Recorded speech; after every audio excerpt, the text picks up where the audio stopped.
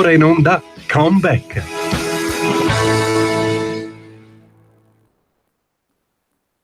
Rollin', rollin', rollin', rollin', rollin', rollin', rollin', rollin', rollin', rollin', rollin', rollin', roll.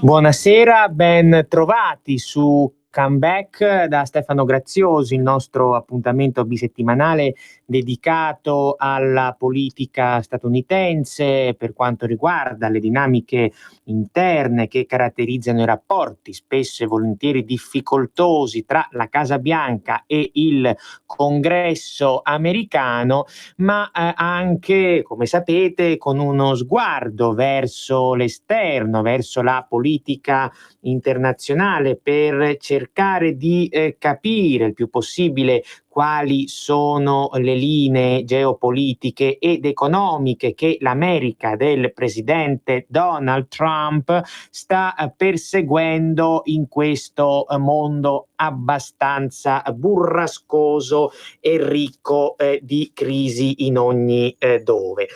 Ieri sera ci siamo concentrati abbastanza approfonditamente sull'aspetto interno, cercando di analizzare quelli che sono stati, che sono gli attuali anche provvedimenti economici di questa presidenza americana.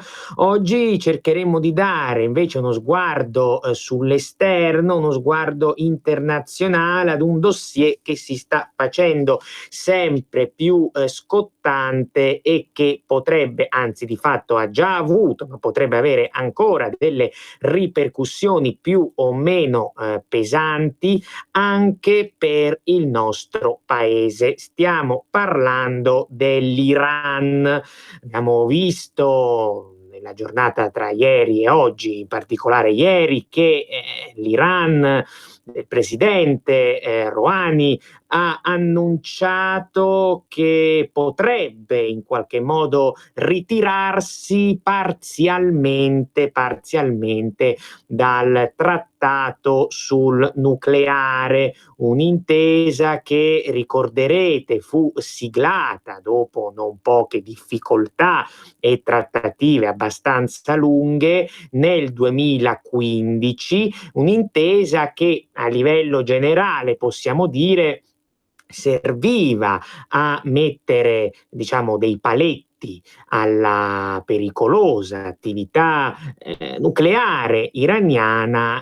In cambio Teheran riceveva in particolare un beneficio, cioè il congelamento di gran parte delle sanzioni che in passato le erano state comminate, e questa intesa, questo trattato del 2015 fu a suo modo un evento storico per una serie di ragioni che questa sera cercheremo di approfondire, ma non ha mai avuto vita troppo facile. Ricordiamo che il trattato, che ancora è in atto ma è molto traballante, fu siglato tra l'Iran da una parte e dall'altra c'erano gli Stati Uniti di Barack Obama, c'era la Cina, la Russia, la Francia, la Gran Bretagna e la Germania. L'anno scorso gli Stati Uniti si sono ritirati e quindi diciamo che uno dei partner, forse il partner principale, non c'è più. Questo ha creato tutta una serie di dissidi, malumori, conseguenze economiche molto pesanti per il regime degli Ayatollah, e diciamo che appunto questa serie di cause ha prodotto poi l'annuncio fatto proprio ieri da Rouhani, che insomma a molti è suonato come una minaccia. Del resto abbiamo anche visto in questi ultimissimi giorni, in questa settimana, che ci fosse nell'aria un'escalation nei rapporti appunto tra Washington e Teheran. Lo si era notato quando il National Security Advisor americano John Bolton pochi giorni fa aveva annunciato il dispiegamento della portaerei Abramo Lincoln in chiave decisamente anti-iraniana, per mettere sempre più sotto pressione il regime degli Ayatollah. Dicevamo, come si è arrivati a questa complicatissima situazione, a questo complicatissimo scenario. La storia è piuttosto vecchia, piuttosto antica e anche piuttosto tortuosa, se vogliamo. Diciamo che nel secondo dopoguerra, quantomeno fino alla fine degli anni 70, la Persia rappresentava in realtà tutt'altro rispetto ad oggi. Era la Persia dello Shah ed era uno dei principali alleati medio orientali degli Stati Uniti. In particolar modo, dicevamo, per tutto il corso degli anni 70, cioè dal 1970 in particolare al 1978 circa, la Persia costituiva quello che la politica estera dell'allora presidenza americana di Richard Nixon definiva i due pilastri gemelli, vale a dire la Persia e dall'altra parte l'Arabia Saudita.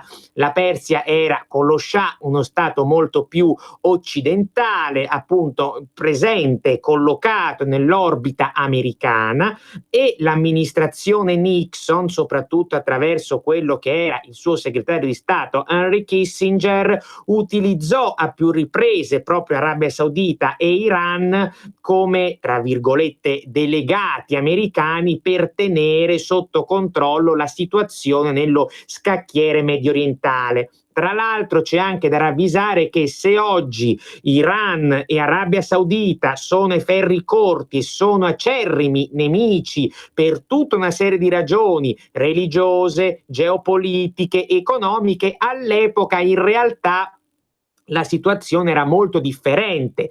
Per carità, già negli anni 70 Persia e Arabia Saudita, diciamo, erano caratterizzate da una sorta di rivalità sotterranea, perché nel bene o nel male si sono sempre un po' contese la leadership nello scacchiere mediorientale, ma i rapporti erano comunque abbastanza buoni. C'erano delle differenze, come dicevo. La Persia era molto più occidentale, si era molto più aperta alla modernità rispetto all'Arabia Saudita, ma sicuramente c'era un clima maggiormente cordiale, dovuto anche al fatto che entrambi questi stati erano a favore di Washington, e Washington a sua volta li utilizzava per, anzi quasi in termini di bilanciamento reciproco, per controllare quella zona.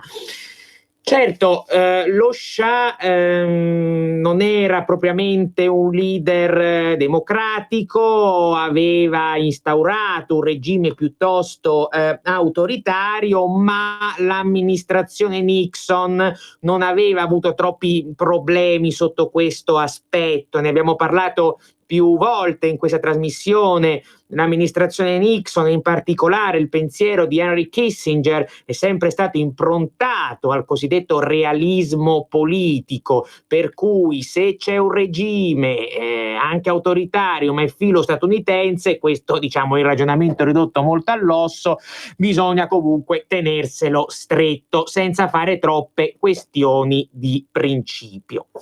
Ebbene, questo orientamento durò fino al 1976, perché Nixon si dimise nel 74 a causa dello scandalo Watergate e salì al potere al suo posto il vice Gerald Ford. Ford governò per un paio d'anni e si tenne sempre Kissinger come segretario di Stato, quindi l'approccio rispetto alla Persia, allo Shah, di fatto non cambiò. Le cose invece iniziarono a mutare l'anno successivo, cioè nel 1977, quando Ford, anzi nel 76 Ford era stato sconfitto e quindi nel 77 arriva alla Casa Bianca un nuovo presidente, il democratico ex governatore della Georgia Jimmy Carter. Carter aveva fatto una campagna elettorale nel 1976 puntando molto sulla sua figura di uomo profondamente cristiano, di uomo di principi, di saldi principi morali. Lì c'era anche una questione di battibecco e dialettica politica contro i repubblicani che uscivano per l'appunto, come ricordavo prima, dallo scandalo Watergate, e quindi ne voleva fare una questione morale ante litteram in un certo qual senso. E in questa sua prospettiva molto eterea, molto alta, molto di principio, un ruolo fondamentale per Carter lo giocavano i diritti umani, e quindi lui già in campagna elettorale cominciò a sostenere che gli Stati Uniti dovevano abbandonare il vecchio realismo amorale nixoniano e kissingeriano per spostarsi verso una posizione appunto di principio e di tutela dei diritti umani in giro per il mondo.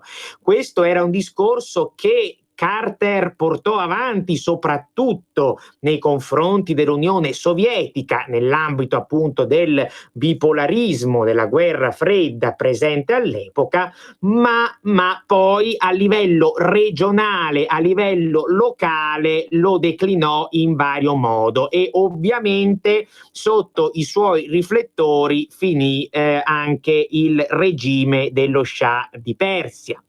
E a poco valsero, come dire, le rimostranze dello Shah, che li ricordava sono uno dei tuoi principali alleati mediorientali, caro Carter. Carter ne voleva fare una questione di principio, perché sapeva che si sarebbe trovato in un vero e proprio paradosso se da una parte avesse predicato per i diritti umani e dall'altra si fosse girato dall'altra parte con quello che succedeva sotto il regime dello Shah. Quindi non ci fu proprio, almeno all'inizio, un abbandono vero e proprio degli Stati Uniti rispetto allo Shah, ma sicuramente le critiche di Carter, le pressioni di Carter sul regime persiano in qualche modo indebolirono in modo molto profondo quella realtà che doveva da diversi anni fronteggiare tutta una serie di opposizioni interne molto forti, opposizioni che tra l'altro, diciamo così, risultavano di svariato colore politico. Si andava dai partiti di sinistra vicini al socialismo e simpatizzanti dell'Unione Sovietica a formazioni politiche di estrema destra vicina appunto alla religione coranica, e quindi questa era la situazione piuttosto ingarbugliata. Le critiche di Carter, la debolezza e l'instabilità crescente dello Shah permisero alle opposizioni di varia natura, ripeto, di iniziare ad acquisire un sempre maggiore peso, e nel corso del 1978 iniziarono dei veri e propri moti di protesta sempre più forti contro il potere dello Shah. Ed è così che si arrivò ai primissimi giorni del 1979, quando i principali leader a livello mondiale si riunirono nella conferenza di Guadalupe. E qui successe qualcosa. In questa conferenza di fatto i leader mondiali si interrogarono su quello che sarebbe dovuto essere il futuro dell'Iran, ma in particolare appunto il futuro dello Shah, e l'allora presidente francese Giscard d'Estaing convinse Carter a buttare, per così dire, a mare lo Shah. Giscard d'Estaing, ricordiamolo, da qualche mese aveva ospitato in esilio a Parigi uno dei principali oppositori dello Shah, che era l'Ayatollah Khomeini. Ricorderete la famosa foto di Khomeini che, quando la rivoluzione iraniana alla fine trionfa, torna in Iran scendendo proprio da un aereo dell'Air France. Insomma, Giscard d'Estaing alla fine convince Carter ad abbandonare lo Shah, e quindi Carter, dopo Guadalupe, fa capire al sovrano che ormai il suo momento è arrivato e che deve abbandonare. Poi lui si sarebbe recato in esilio a New York. A quel punto succede qualcosa, la rivoluzione ha successo in Iran, grande confusione, grande tumulto. Il tema è che nella logica allora vigente dal punto di vista della guerra fredda, nessuna delle due superpotenze, delle parti in causa, né l'Unione Sovietica né l'America, capisce veramente quello che sta succedendo, perché diciamo che tutte e due si ritrovano, le superpotenze, spiazzate dal nascente khomeinismo, che non riuscivano bene a capire che cosa potesse essere dal punto di vista politico. Brezhnev in Unione Sovietica resta quasi, come dire, paralizzato, derubricando la cosa a una questione di fanatismo locale e basta. Carter, che ragionava erroneamente secondo i parametri della guerra fredda, o se filo americano o se filo sovietico, addirittura in quei primi mesi del 79 credette di poter avere in Khomeini un alleato, perché il ragionamento che fece Carter nella logica binaria del bipolarismo è: siccome Khomeini rappresenta la religione tradizionalista musulmana sciita, si è più volte espresso contro il materialismo, contro il marxismo, se è antisovietico sarà filo americano. E quindi l'idea di Carter era quella di instaurare nuovi legami con il nuovo Iran, con l'Iran khomeinista. Ancora diciamo che il khomeinismo non aveva in quel momento espresso in tutto il suo vigore le proprie ambizioni teocratiche, ma che fosse un movimento molto tradizionalista, orientato in senso religioso e coranico, era già chiaro. E questo è stato uno degli errori madornali della presidenza Carter, che poi ovviamente Carter pagò a carissimo prezzo. Tra l'altro, se vogliamo fare una annotazione, è un errore che sotto certi aspetti gli americani ricadono periodicamente, come quando negli anni '80 appoggiarono gli americani finanziariamente i Mujahideen in Afghanistan contro l'Unione Sovietica, o per arrivare a momenti più vicini a noi, quando Barack Obama nel 2011 con le primavere arabe diede il suo sostegno a diversi movimenti legati all'Islam politico. Pensiamo solo ai fratelli musulmani in Egitto, ma non solo in Egitto. Sovente accade che in America si confonda l'islamismo con i movimenti liberali, o comunque con con dei movimenti che possano essere ideologicamente inseriti nell'orbita statunitense. Con Khomeini appunto questo non era possibile, anche perché poco dopo essere salito al potere, aver consolidato il proprio regime, l'Ayatollah definì notoriamente gli Stati Uniti il grande Satana, e poi ci fu il famoso episodio della dell'ambasciata americana e degli ostaggi statunitensi. E come vi dicevo, Carter lì si giocò gran parte della sua carriera politica, perché non solo aveva commesso un errore madornale per inseguire i suoi altissimi e per carità anche validi principi, aveva gettato a mare il realismo nixoniano e si era trovato con un regime ostile tra l'altro all'interno di quello che, lo vedevamo prima, tradizionalmente rappresentava uno dei principali alleati americani nella zona. Poi con la crisi degli ostaggi, quella fu la ciliegina sulla torta. Carter provò con un atto di forza in extremis a liberare gli ostaggi, non ci riuscì, quella missione si rivelò un fallimento e ovviamente nel corso della campagna elettorale per le presidenziali del 1980 il suo sfidante repubblicano Ronald Reagan lo attaccò a più non posso su questo fronte, e Carter perse la rielezione dell'80 anche per questo problema. In realtà ce ne furono anche diversi, l'economia che non andava, però insomma la crisi degli ostaggi iraniani in Iran, si fece sentire in modo molto forte e Reagan la sfruttò a suo favore. Poi c'è chi dice, qualche storico sostiene oggi, che Reagan in realtà già avesse degli accordi sotto banco col regime comunista per evitare che gli ostaggi venissero rilasciati prima delle presidenziali, qui danneggiare Carter. Questo non lo sappiamo e lasciamolo appunto agli storici. Fatto sta che da allora i rapporti tra l'Iran e gli Stati Uniti non sono stati particolarmente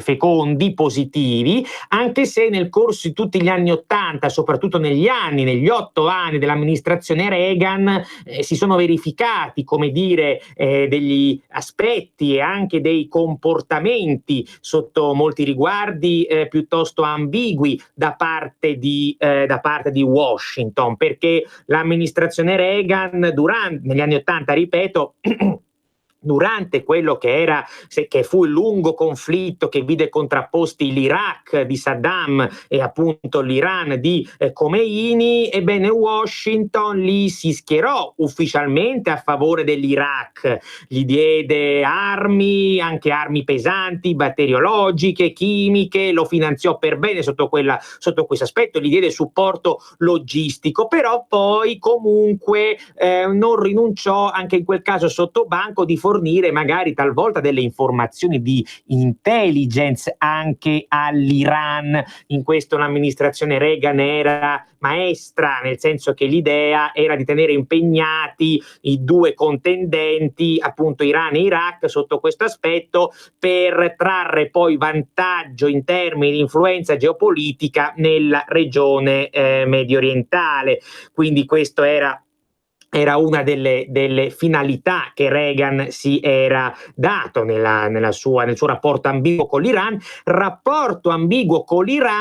che costò a Reagan quasi l'impeachment a metà degli anni '80 a causa del cosiddetto scandalo Iran Gate, quando si scoprì che alcuni pezzi dell'amministrazione Reagan avevano commerciato, anche in quel caso lì sotto banco, aggirando le sanzioni imposte dal Congresso con l'Iran, avevano venduto armi all'Iran e con i proventi di quelle vendite avevano poi finanziato la guerriglia dei Contras in Nicaragua, che combattevano a favore degli Stati Uniti contro il governo locale che era sandinista.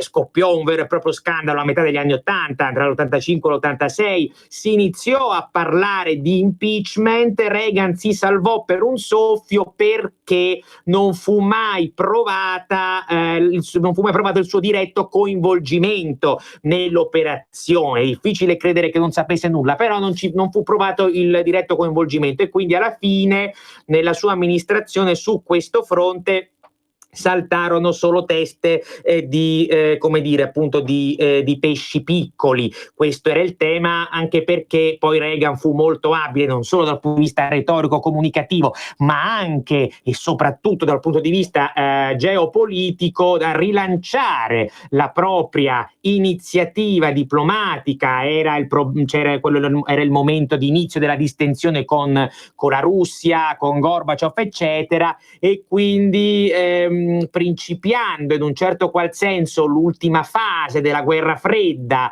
che in qualche modo si stava avvicinando ormai al suo capitolo conclusivo, Reagan riuscì a creare un vasto consenso intorno alla sua figura, e tutta la questione dello scandalo Iran Gate in un certo senso si sopì. Non si è mai del resto sopita del tutto quella problematica. Ancora in America escono articoli, inchieste su questa questione, ma alla fine di fatto Reagan si era salvato. E poi ovviamente quello che sempre negli anni '80 contribuì, al di là di queste ambiguità, a scavare un solco profondo tra l'Iran e gli Stati Uniti fu il ruolo di Hezbollah in Libano. Hezbollah fu accusata di aver compiuto vari attentati ai danni degli americani. Hezbollah era appunto finanziata, è ancora finanziata dall'Iran, e quindi il ragionamento dell'amministrazione Reagan fu che appunto il terrorismo di Hezbollah fosse una diretta conseguenza della volontà iraniana. E quindi ci si avviò verso gli anni '90 e verso quello che stiamo vivendo oggi. Ne parleremo a brevissimo dopo una pausa.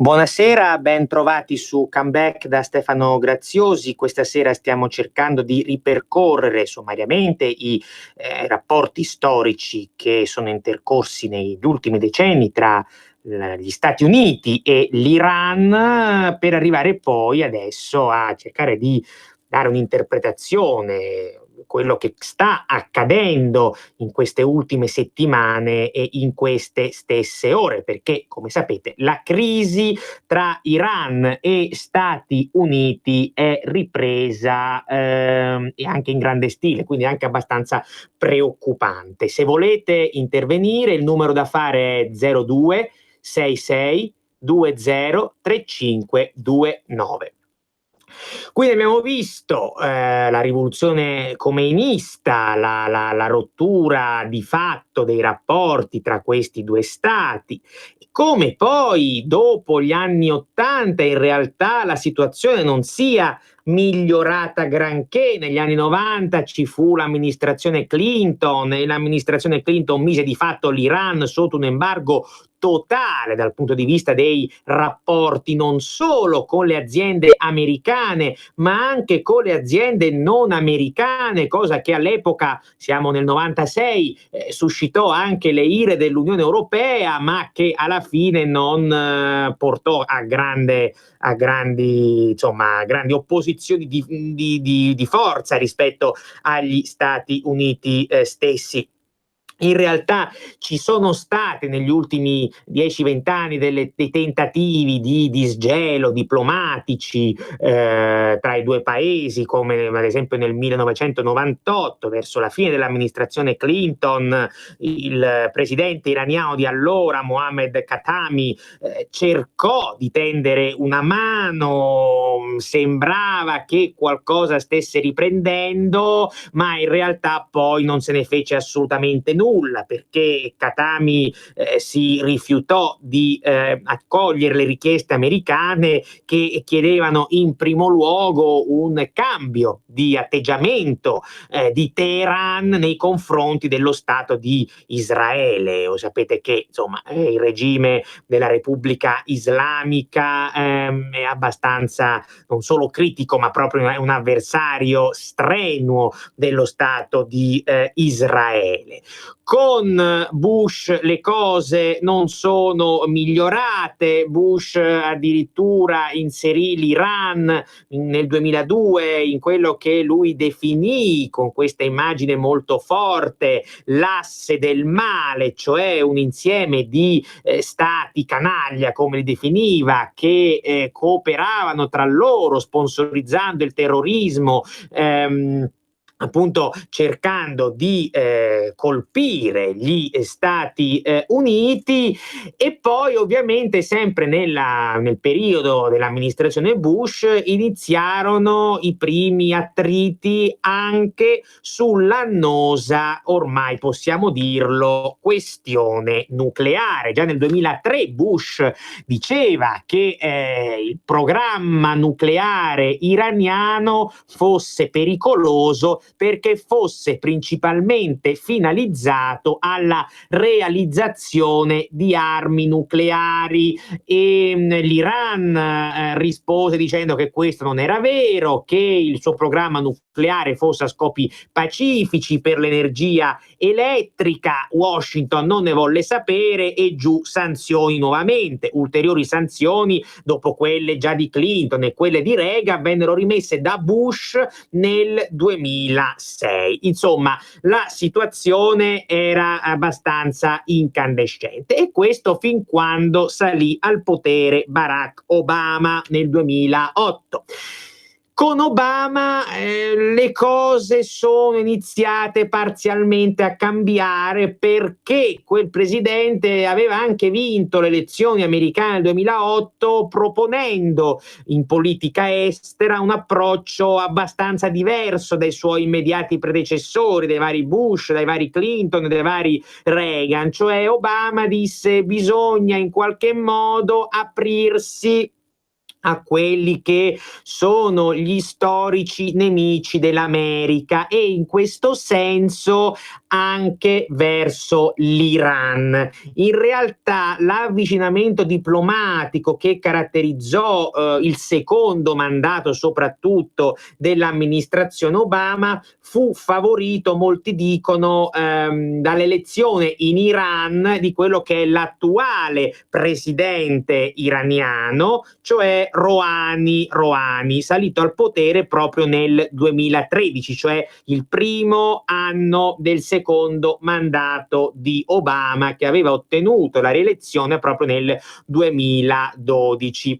Rouhani all'interno delle dinamiche politiche iraniane è considerato una colomba, è considerato quantomeno esponente delle correnti più moderate. In realtà poi non tutti gli analisti sono esattamente d'accordo su questo, però nella dialettica politica interna all'Iran è considerato quello, diciamo, che porta avanti una posizione più blanda, più morbida verso gli storici nemici appunto dell'Iran, ed è sovente oggetto di critica dalle ali più radicali, dalle ali più oltranziste. Ebbene, tra il 2013 e il 2015 assistiamo appunto a un progressivo avvicinamento tra Obama e Rouhani, un avvicinamento che, lo accennavamo all'inizio di questa puntata, aveva un che di storico, perché di fatto le due nazioni non si erano avvicinate in modo così profondo proprio dal 1979. Se in tutti questi anni, lo abbiamo detto, qualche timida occasione di molto parziale disgelo c'era stata, ma nulla di concreto, questa volta la svolta sembrava abbastanza forte, abbastanza profonda, e in questo senso iniziano le trattative per l'accordo sul nucleare. Attenzione, perché una certa vulgata giornalistica europea e anche italiana ha talvolta voluto conferire a questa svolta una connotazione di carattere quasi umanitario. In realtà le cose non stavano esattamente così, era una svolta fondata su logiche di mero realismo politico. Obama, dal canto suo, cercava di aprire all'Iran perché nella sua strategia medio orientale voleva assestare un colpo all'Arabia Saudita, che, come dicevamo, è storica nemica dell'Iran khomeinista nella regione, e pur essendo un'altrettanto storica alleata di Washington, Obama non la sopportava per tanti motivi. E quindi l'idea di Obama era in primo luogo quella di mettere alle strette l'Arabia Saudita, aprendo improvvisamente all'Iran. Dall'altra parte il presidente Rouhani ovviamente auspicava questo accordo perché, come accennavamo all'inizio della trasmissione, questo accordo, come poi accadde, prevedeva il congelamento di una buona parte delle sanzioni che erano state comminate a Teheran negli anni precedenti, sanzioni economiche durissime che avevano messo in ginocchio l'economia iraniana. E quindi ci furono, dicevo, vari negoziati. Ovviamente non fu un accordo, né è un accordo bilaterale, perché, lo dicevamo, vi presero parte anche la Cina, il Regno Unito, la Francia e la Russia e anche la Germania. Però è anche vero che questo accordo alla fine, pur non essendo bilaterale, come linea forte interessa che Teheran uscisse dall'isolamento per le ragioni suddette, e Teheran aveva interesse ad essere riconosciuta da Washington sempre per le ragioni suddette. E a questo punto quindi si arrivò all'accordo, che venne siglato essenzialmente nel 2015, senza adesso entrare troppo nel dettaglio. dettaglio di che cosa prevedeva, di fatto, come accennavo all'inizio, venivano posti dei paletti abbastanza stringenti all'attività nucleare iraniana, che non veniva smantellata ma comunque veniva fortemente ridotta e limitata. L'idea era quella di evitare che potesse avere uno scopo di carattere bellico. L'Iran doveva anche impegnarsi a far entrare i vari ispettori, i vari commissari, che potessero verificare che l'accordo fosse correttamente ottemperato e poi in cambio la Repubblica Islamica ne traeva giovamento dal fatto che le sanzioni venivano in buona parte congelate.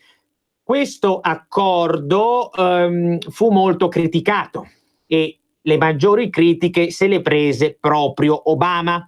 Critiche dal punto di vista internazionale, perché storici alleati americani anti-iraniani, non solo l'Arabia Saudita ma anche Israele, non potevano accettare che la Repubblica Islamica appunto ricevesse questo trattamento così positivo.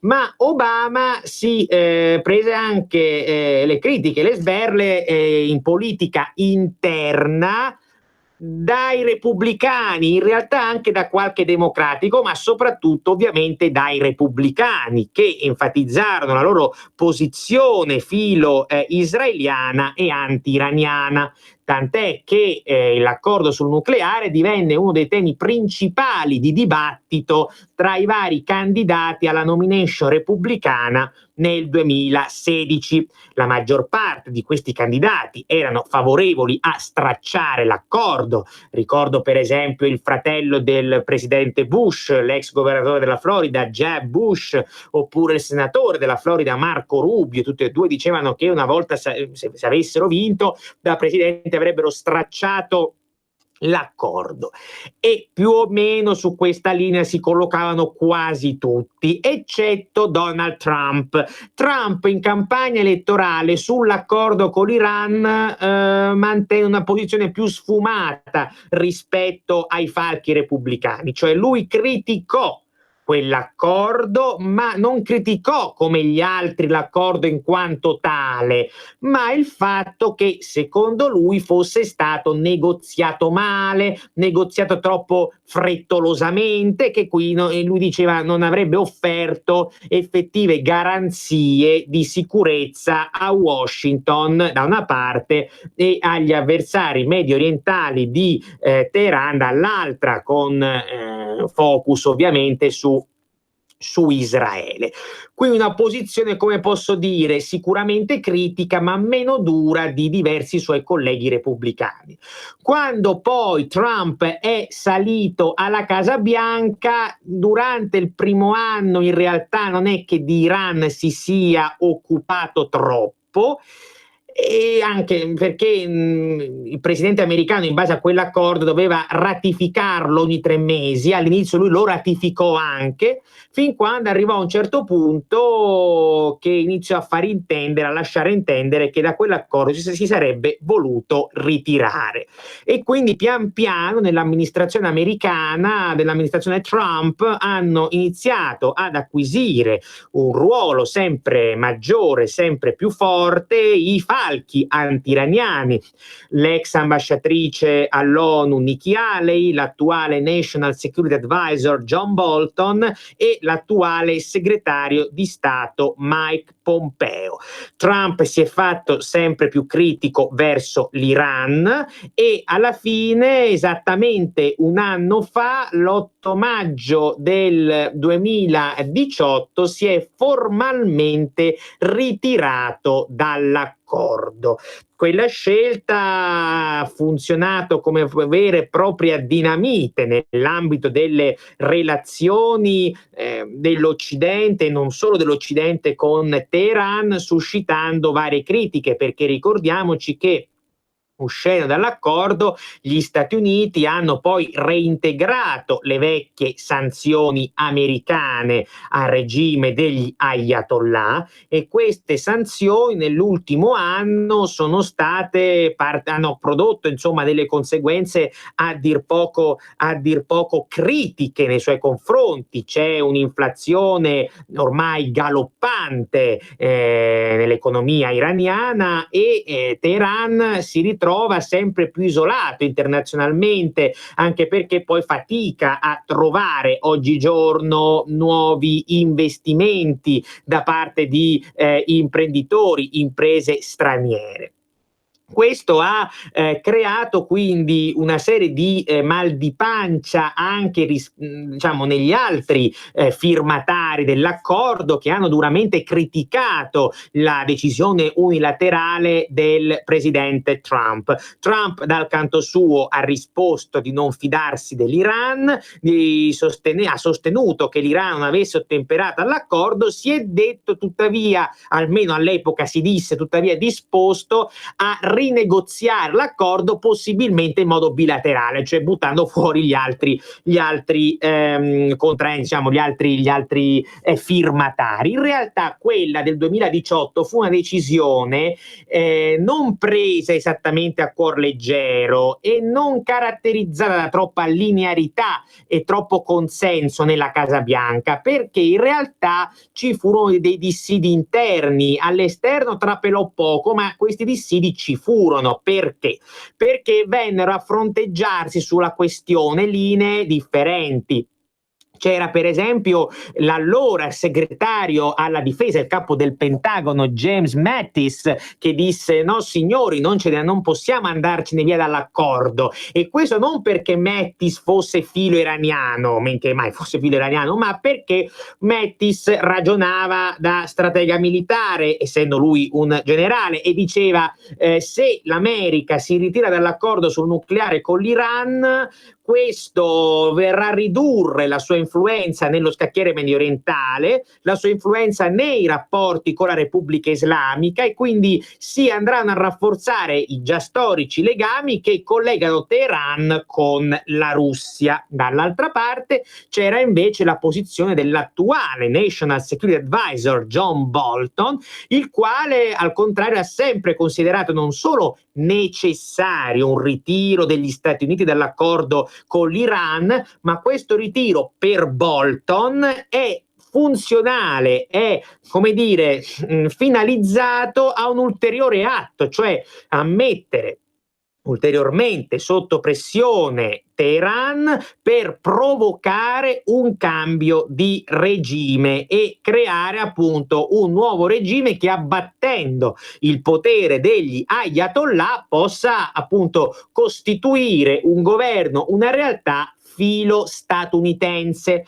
In mezzo a queste due posizioni contrapposte c'è quella di Trump, che probabilmente nel 2018 alla fine decise di ritirarsi per una ragione più isolazionista che non interventista. È difficile, vedete quello che sta accadendo col Venezuela, credere appunto che Trump auspichi veramente, Trump intendo in quanto individuo, auspichi veramente un cambio di regime a Teheran, perché questo nella sua ottica semi-isolazionista significherebbe in qualche modo impelagarsi in un ulteriore scenario problematico medio orientale, e questo presidente, se un po' lo conosciamo, non sembra il tipo. Ripeto, il caso del Venezuela è emblematico, perché Iran e Venezuela in questo momento sono crisi molto simili strutturalmente e stanno producendo all'interno della Casa Bianca una dialettica e una serie di dinamiche appunto molto simili tra loro,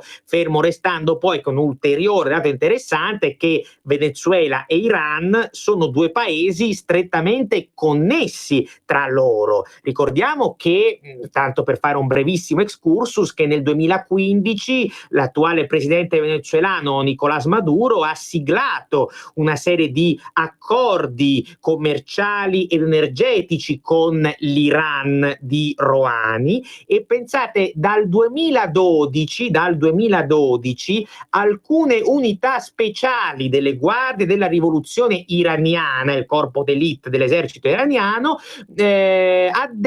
si occupano dell'addestramento dei soldati venezuelani. Qui ci sono dei forti collegamenti. Al di là di questo, quindi, bisognerà capire adesso dove l'amministrazione Trump stia andando. Rispetto a quello che è accaduto nell'ultimo mese, dall'ultimo mese a oggi, sembrerebbe la linea di Bolton a prevalere, cioè la linea interventista che vuole arrivare a un cambio di regime, perché non solo Washington si è ritirata dall'accordo, non solo Washington ha reintegrato le sanzioni strangolando l'economia iraniana, ma ricordiamo che appena il mese scorso Trump ha inserito appunto proprio le guardie della rivoluzione iraniana nella lista delle organizzazioni terroristiche. Questo è un durissimo colpo per l'Iran, perché le guardie non rappresentano soltanto un attore meramente militare, ma svolgono anche un ruolo politico e finanche economico di raccordo anche del commercio e nei collegamenti esteri. Vedete il Venezuela che vi citavo poc'anzi. Bolton poi nei giorni scorsi, lo dicevamo all'inizio di questa puntata, ha inviato la portaerei Abramo Lincoln in funzione prettamente anti-iraniana, e adesso Rouhani sta invocando che o le cose cambiano, e quindi ha chiesto agli altri partner rimasti nell'accordo di aiutare l'Iran dal punto di vista economico per far fronte alle sanzioni americane, oppure lui riprende il processo dell'arricchimento dell'uranio. Fatto che suoni come una minaccia è che, diciamo, ha dato 60 giorni di tempo. Questo ci fa capire che le sanzioni americane stanno avendo un effetto sull'economia iraniana non da oggi, tant'è che io ricordo che l'anno scorso, quando Trump si ritirò, anche Rouhani voleva ritirarsi, e quando l'Europa, in particolare la Mogherini, intervenne dicendo no, ma vabbè, teniamolo in piedi noi da soli senza l'America, Rouhani rispose quasi picche, facendo capire che a lui di un accordo sul nucleare senza l'America se ne faceva poco. Perché? Perché, ripeto, all'origine di quell'accordo, già nel 2014-2015, c'era la volontà di Rouhani di eliminare queste sanzioni. Quindi adesso il presidente iraniano dice agli altri partner europei, più Russia e Cina: o intervenite voi e quindi riuscite a bilanciare lo svantaggio economico che queste sanzioni mi stanno dando, oppure io dall'accordo di fatto mi ritiro. Oggi poi è stato un po' più blando, ha detto che lui non ha intenzione, ma comunque ha in un certo qual modo necessità di agire in questo modo, anche perché, ricordiamo, Rouhani, lo vedevamo poco fa, ha anche un problema interno a casa sua, cioè c'è l'opposizione che lo placca, gli dice è tutta colpa tua, sei tu che hai aperta l'America, adesso questi sono i risultati. Quindi c'è una forte pressione interna, e non è del tutto escludibile che questo annuncio di ieri nasca anche per dare questo tipo di risposta. Ora bisognerà capire se Rouhani ha in mente una strategia geopolitica, quindi sa di poter contare su alleati internazionali forti in questa nuova sfida che lancia all'America e al mondo, oppure se si tratta del canto del cigno della Repubblica Islamica. In questo momento non è chiaro, perché la Russia ieri, per bocca del suo ministro degli esteri Sergei Lavrov, è stata ambigua. La Russia di solito, lo sappiamo, è il principale alleato mediorientale dell'Iran. Lavrov ieri ha detto insomma, dobbiamo avere chiarimenti su cosa stia facendo Rouhani. Ora bisogna capire se Lavrov e Rouhani stiano facendo il gioco delle tre parti e quindi siano sotto d'accordo, abbiano concordato preventivamente questa mossa, oppure no, perché appunto in caso contrario non credo che in questa situazione drammatica geopoliticamente ed economicamente in cui versa l'Iran stesso possa permettersi di perdere un appoggio fondamentale come quello russo. Io vi saluto per questa sera, saluto Giulio in la regia, lascio la parola a Pierluigi Pellegrin dopo di me e vi do appuntamento a settimana prossima. Una buona serata da Stefano Graziosi. Come back. Then in the name of democracy, fight for a new world. Avete ascoltato Come Back.